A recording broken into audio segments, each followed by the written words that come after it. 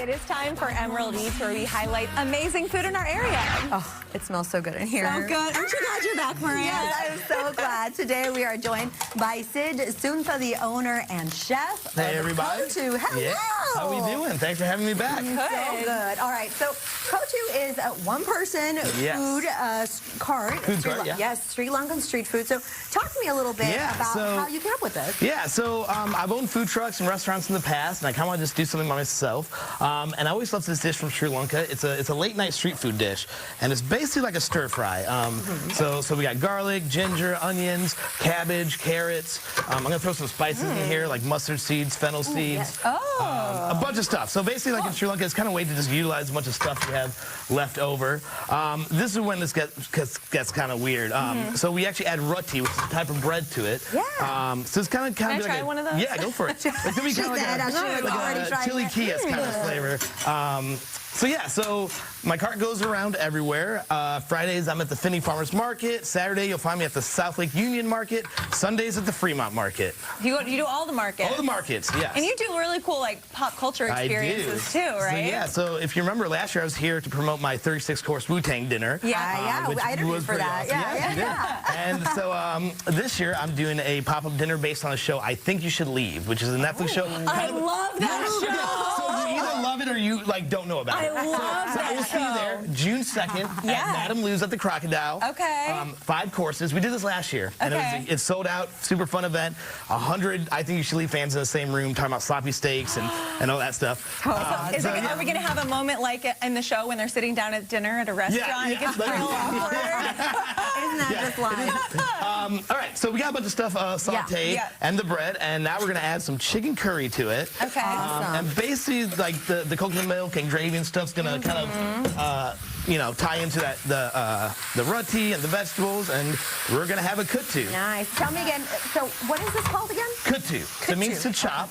I'm not going to do it here because I'd break your table, but when you come to the cart or you're in Sri Lanka, when you're drunk late at night at 2 in the morning, you just listen for a clack, clack, clack, clack, and that's where the food is. Yeah, that's how you can find it. So when you're at the farmer's market and you're looking for me, you just listen for me. Listen. Yeah. What are like the quintessential flavors of Sri Lankan food? Sure. So it's just a lot of long braises. Like this is the mango chicken. So not super sweet, but got using a little bit of fruit profile in there. So kind of the dish I got a mango chicken, a garlic lamb. That's the spinach paneer over there. I do have a vegan and vegetarian option. By the way, Kenji, I know you know from the New York Times, just came by this weekend and it's Kenji approved. That's exciting. Congratulations. Like, how does that feel? Oh, the Kenji effect is real. Like, I had about 20 customers come by yesterday. I was just like, awesome. That's incredible. And then what are the sauces you're putting on? So this is kind of like a leek aioli. So kottu typically doesn't have like aiolis and crunchies and stuff. I always loved this dish, but I wanted to make it a little more interesting. So I add a little leek aioli, and then I also add some puff rice, which I mix with a little bit of crunch. Yeah, but I mix it with a little flaming hot Cheetos just to kind of like make it my own. Very just nice. kind of add that element. I like that. So here we got the mango chicken kottu. Okay. Beautiful. That was pretty quick you whipped that up. I'm really impressed. We're going to try these, but you're a very busy man. You I am also busy, have a podcast. Tell me about it. So I started running the Seattle Restaurant Podcast. When I started this business, I was kind of vocal about how hard it is to run a restaurant. Just all the fees, everything after quarantine, everything, right? So good. This is incredible. Thank you. Everything got more expensive, so I just kind of want to showcase this. So we have different people from the industry come on. I have chefs, I have influencers, I have line cooks, servers.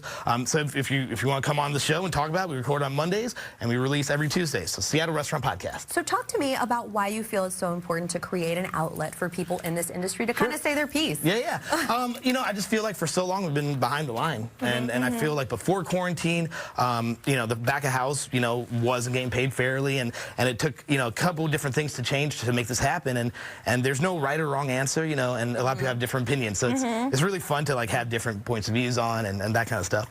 I read that you were a touring musician before you became a chef. I used to be a tour manager. So I used to work with bands. And now I still do backstage catering at Climate Pledge and Georgia stuff. So I still get to work with my friends from the touring days. Like I just cooked kottu for fish at Climate Pledge. I got to cook for SZA, and Very cool. yeah. So it's really fun to still work in that world and see my touring friends and get to go home and go sleep in my own bed. How did you decide to go from that to like really taking it seriously as a chef? Yeah, people just kind of start downloading music, and I just I tour with some bands that love cooking, and we always cook off on our days off. I was like, I kind of like this more than touring. Yeah. Awesome. So tell me, we have these two delicious and truly, guys, delicious dishes. What else should people be trying from the cart?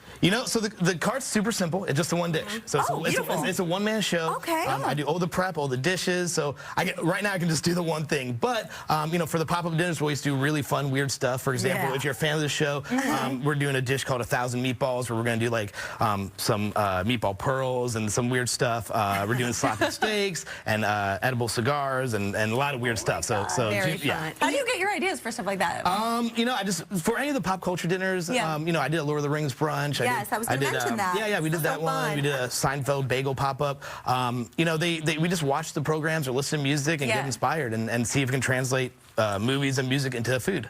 I think it's so interesting when you are in the food industry as a chef, when you're watching shows for entertainment, you also kind of are thinking well, what are they eating? Oh, I love that. Well, thanks again. Remind us where people can find you. So Fridays at the Finney Farmers Market, Saturdays at the South Lake Union Market, and Sundays at the Fremont Market. So cool. I'm definitely going to be joining for that event. I think you should eat. I think you should eat. I think you should eat, yeah. Checking that out.